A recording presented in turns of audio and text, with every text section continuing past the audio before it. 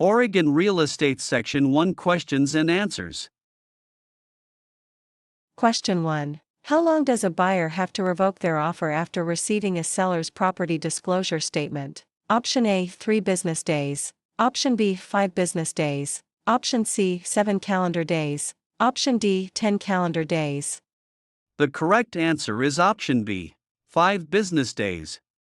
Under Oregon law, the buyer has an absolute right to revoke their offer within 5 business days of receiving the seller's property disclosure statement without penalty.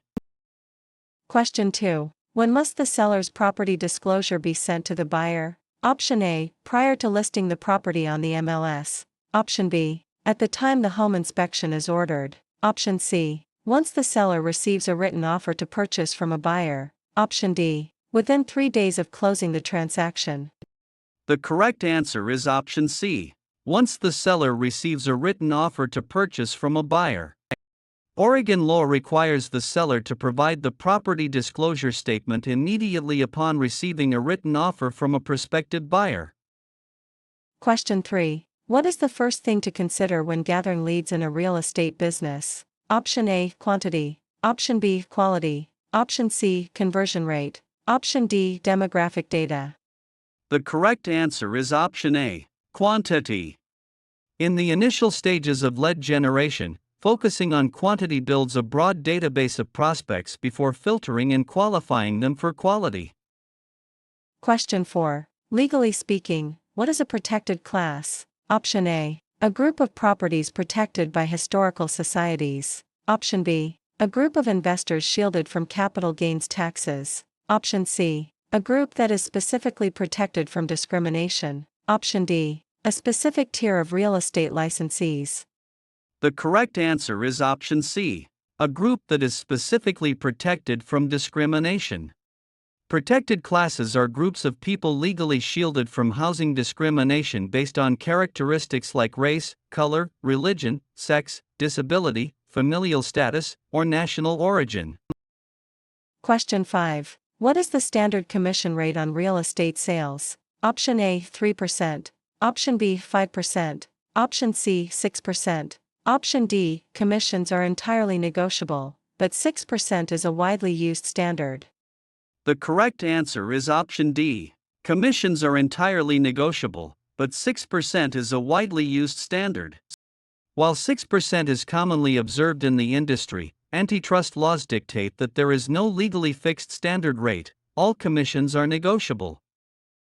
Question 6. When does a listing agent get paid under an exclusive right to sell agreement? Option A, only if the listing agent personally finds the buyer. Option B, only if a cooperating broker finds the buyer. Option C, when the property sells, regardless of who found the buyer. Option D, only if the seller finds the buyer independently.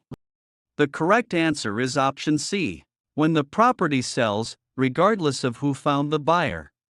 An exclusive right to sell guarantees the listing brokerage a commission if the property sells during the listing term, regardless of who procures the buyer. Question 7. Which of the following is not an affirmative duty of a property manager or principal broker? Option A, maintain confidentiality of the property owner's financial information. Option B, disclose material defects to prospective tenants. Option C, maintain loyalty to tenants ensuring that the property owner's policies do not unfairly impact the tenants. Option D, account for all funds received in a timely manner. The correct answer is option C. Maintain loyalty to tenants ensuring that the property owner's policies do not unfairly impact the tenants. Fiduciary duty, including loyalty, is owed exclusively to the principal, the property owner, not to the third-party tenants. Question 8. What is Section 8 of the Housing and Community Development Act of 1974? Option A, the law that established the Federal Housing Administration. Option B, the section of the law that authorizes the government to grant housing vouchers. Option C, the law that strictly prohibits block busting. Option D, the mandate requiring radon testing in all federal buildings.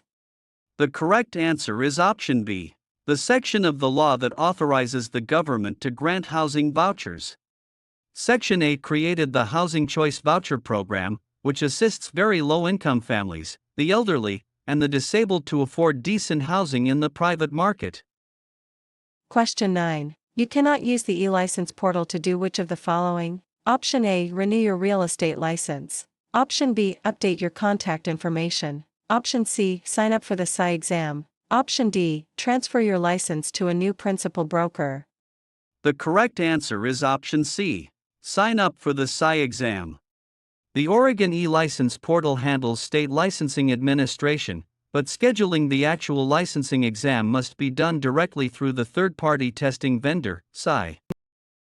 Question 10. What is the maximum number of days in a year an individual can stay in a property they own but still count it as a rental property for tax purposes? Option A. 7 days. Option B. 14 days. Option C. 21 days. Option D. 30 days.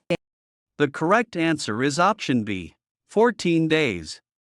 The IRS stipulates that you can use a dwelling unit for personal use for up to 14 days, or 10% of the days it is rented, whichever is greater, and still treat it as a rental property.